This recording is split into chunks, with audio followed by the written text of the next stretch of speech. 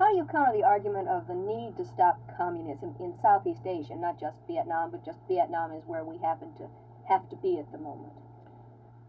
The only way you're going to stop communism is you're going to have to come up with a positive alternative to it. Some economic, social, political program for these emerging nations or third world nations that can relate to those people in their own countries.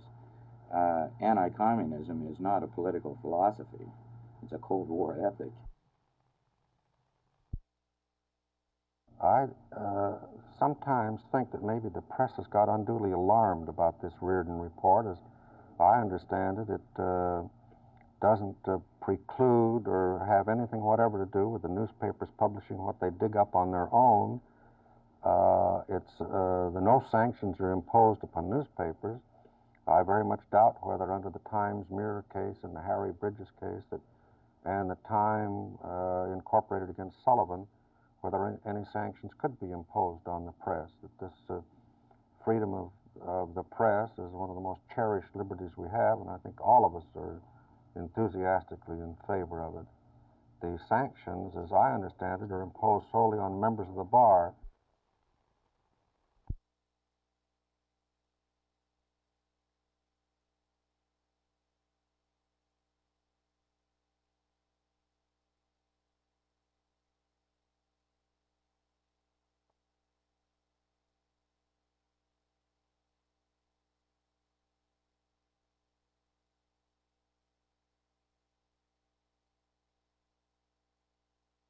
This morning, when the Reverend Dom Kirkpatrick brought before the Methodist Unifying Conference a resolution commending President Johnson for his moves toward peace and urging quicker and better moves toward peace, the resolution was objected to and amended from the floor. It still has not been voted on. We talked to the Reverend Kirkpatrick today about that resolution. Has there been a time for voting on your resolution? Well, no, it'll be perhaps tomorrow, but this legislative process is pretty complicated, and I don't know when it'll be voted on. I think tomorrow night. Do you have any plans for pursuing this in the convention? Will you press for this?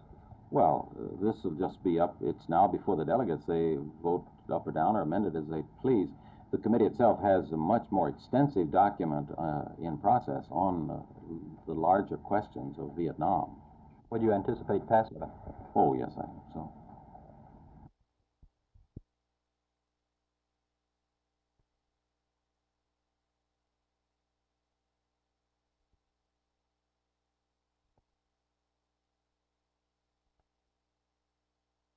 What was it there that prompted this? Was this an immediate thing?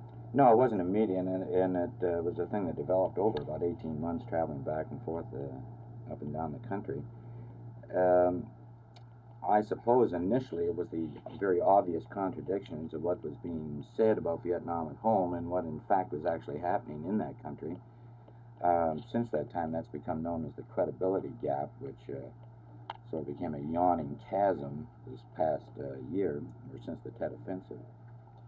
Do you think that a soldier in the field is adequately able to assess the needs of foreign policy? Oh, it's very difficult, and of course it's often very rare, or it usually is very rare. It would depend on his job and what information he had access to. Much of the information I had access to, for instance, I was asked to write the official history of Special Forces in Vietnam while I was in Vietnam. It is not on the master road plan. How did it get on this priority list then? Well, the priority committee put it on it, naturally, and I feel like the reason why it's on there, they want the county to purchase the right-of-way through a bond issue, and I feel like that it should not be on the list because it's not in the master plan, and the city has entered into agreement with the state of Texas in 1958, and I see no reason for it to be on the priority list at all. I haven't seen anything that smacked of politics as far as the city is concerned.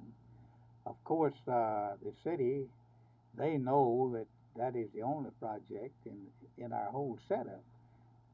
with the State Highway Department that the county doesn't participate in.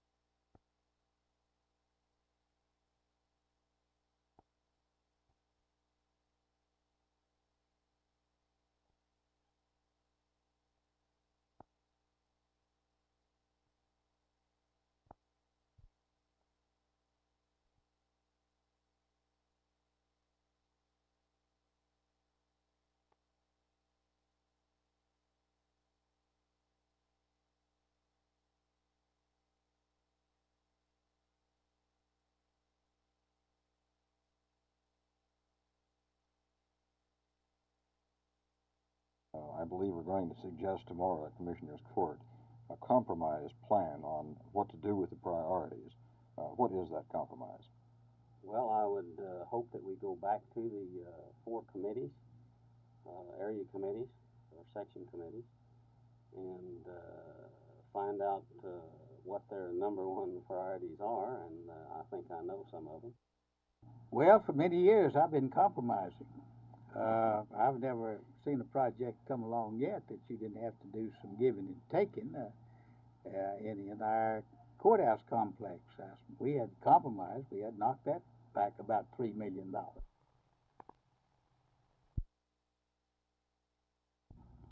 The birth control pill is a prescription drug. People can get it only by going to doctors. Doctors are pretty responsible people, I think we'll all agree. They're not going to give the pill to someone if they don't think that person should have it. But what is a doctor to do when a young woman, a young unmarried woman, comes to him and says, "Doctor, I'm about to have an affair. I want the birth control pill." A good doctor will counsel her, will guide her to see what her responsibilities are in such a situation. But he can't change her way of life if that's what she wants. So he is faced with the proposition of either giving her the pill or having her come to him sometime in the near future to say, "I need an abortion."